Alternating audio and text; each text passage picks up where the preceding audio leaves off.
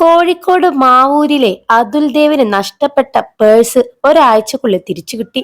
പേഴ്സിൽ നിന്ന് 2000 രൂപ നഷ്ടമായെങ്കിലും അതിൽ മോഷ്ടാവ് ഹൃദയം തൊടുന്ന ഒരു കുറിപ്പ് എഴുതി വെച്ചിരുന്നു.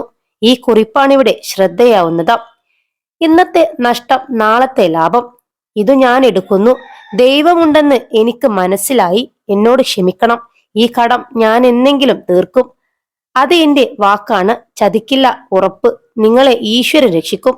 മോഷ്ടാവിന്റെ കുറിപ്പ് ഇങ്ങനെയായിരുന്നു: കഴിഞ്ഞ ചൊവ്വാഴ്ച ക്ഷേത്രത്തിലെ പൂജ കഴിഞ്ഞ് വീട്ടിലേക്ക് മടങ്ങുന്നതിനിടയിലാണ് അതുൽ ദേവിന്റെ പേഴ്സ് നഷ്ടമായത്.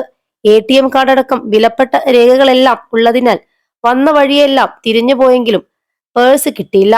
തുടർന്ന് പേഴ്സ് നഷ്ടപ്പെട്ടെന്നും ലഭിക്കുന്നവർ തിരികെ ഏൽപ്പിക്കണമെന്നും പറഞ്ഞ് അതുൽ സാമൂഹ്യ മാധ്യമത്തിൽ പോസ്റ്റ് ഇട്ടിരുന്നു. കൂടാതെ പോലീസ് സ്റ്റേഷനിൽ പരാതിയും നൽകിയിട്ടുണ്ട്. ഇതിന് പിന്നാലെയാണ് പേഴ്സ് നഷ്ടപ്പെട്ട സ്ഥലത്ത് വെച്ച് നാട്ടുകാരനായ ഒരാൾക്ക് ഇത് ലഭിക്കുന്നത്.